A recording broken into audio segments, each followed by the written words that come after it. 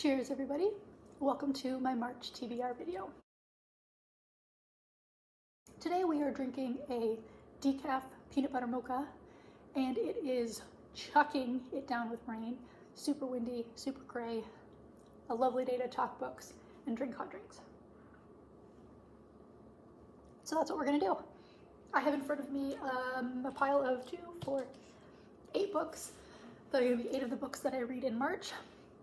It's not all of the books that I plan to read because I would like to participate hopefully in the Backlist Readathon hosted by Jackie Wheeler, and there's another booktuber that does it with her and I'm forgetting her name right now, I apologize, but I'm hoping to participate in that. Also, the Women's Prize in Fiction is going to be announced in the next week, so hopefully I'll get going on some of those books, although I imagine some of them I won't be able to get and some of them will be a very long wait to get to, but those are definitely some books that are still on my radar for March, plus a couple others, but I'm going to hold those back because I'm hoping to do some specific reading blogs around them, so I'll talk about those when I get to them.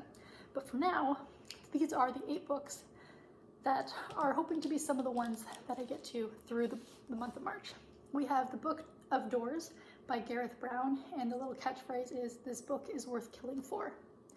So I am kind of getting into I think a bit of maybe a fantasy sci-fi era. I am really struggling with my literary fiction right now. I'm just finding myself, I don't have the patience to persevere if I get even a little bit bored, even though I know it's a book that I should love. I'm really struggling. I have the Poisonwood Bible on my night table upstairs, and it's taken me like a week to get through half of it, just reading a little bit at a time. And that's how I'm going to keep reading it because I really want to read it and I know that I love it. I'm just not in the mood for it. So I am persevering, but I'm really struggling right now with literary fiction. So I think hopefully this will just kind of push me out of that zone for a little bit, along with Feybound by Sarah El Arifi. And this is, I think, about 2 elven sisters and imprisonment and politics of their world and the Fae, and I'm not totally sure where it's going to go, but I'm really excited about these 2 books. I think they'll probably be the first ones that I get to.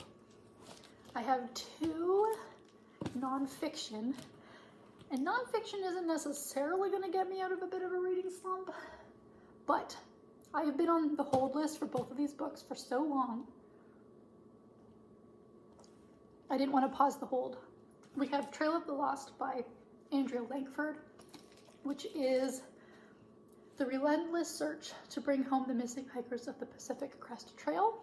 Seems kind of specific, but I am looking forward to reading this. I do live in the Pacific Northwest, and I think that this could be kind of interesting because the national parks around here, while beautiful, can also be pretty, if you're not prepared for what they're gonna throw at you, can cause some problems, and so I'm really curious about how that book's gonna go. And then I have Master, Slave, Husband, Wife by Ilyan Wu, an epic journey from slavery to freedom, and it's about a couple who, in their journey towards self-emancipation. Yeah, which I am really, really intrigued to read. I think it'll be a challenging read, but hopefully a good one. The Women's Prize for Nonfiction was announced last week or the week before, I'm not really sure. And there are some books on that one that I'm also trying to get through, so it could be kind of nonfiction heavy for the next little while, which doesn't necessarily equate a successful reading month for me. But like I said, I kind of feel like I've been really slumping with my reading for the last chunk of time, really, and we'll do whatever I can to get out of it. But nonfiction I also generally try to do through audio, and these are 2 that I'm going to have to read physically, so we'll see how that goes. Next up we have a thriller, No One Can Know by Kate Alice Marshall. She wrote What Lies in the Woods. I read that earlier this year and I didn't mind it. A lot of people really, really loved it. I was surprised with how many people loved that book, but I am certainly still willing to give her writing a chance, and so have this to come up. This is a good one to throw in because thrillers are generally easy page turners and they can help when your reading is taking a bit of a nosedive off a cliff. Then I have The Warm Hands of Ghosts by Catherine Arden, and this is a World War I book, but there is some magical realism in it. A combat nurse searches for her brother believed dead in the trenches, despite eerie signs that suggest otherwise.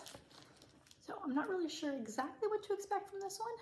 I'm trying to make sure I don't get the glare, but I am very curious. I have Held by Anne Michaels. This is another historical fiction based in World War I, and she is a Canadian author. I heard about this book through one of the CBC books we're talking about lists or something like that, I think. And so decided to pick it up. I always like to read from Canadian authors.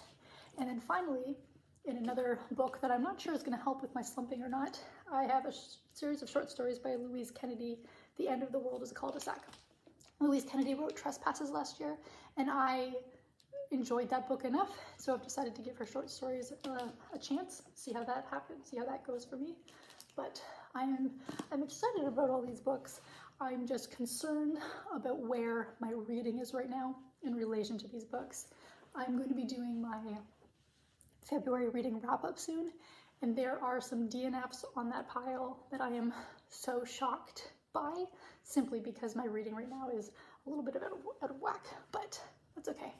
We will persevere. I will return books to the library, and then if I'm ever in the mood, I can take them out again. It's not a big deal. Anyways, tell me about your reading month. Are you participating in any of the readathons that are happening, or in any of the awards? Particularly, are you planning to read anything from the Women's Prize in Fiction?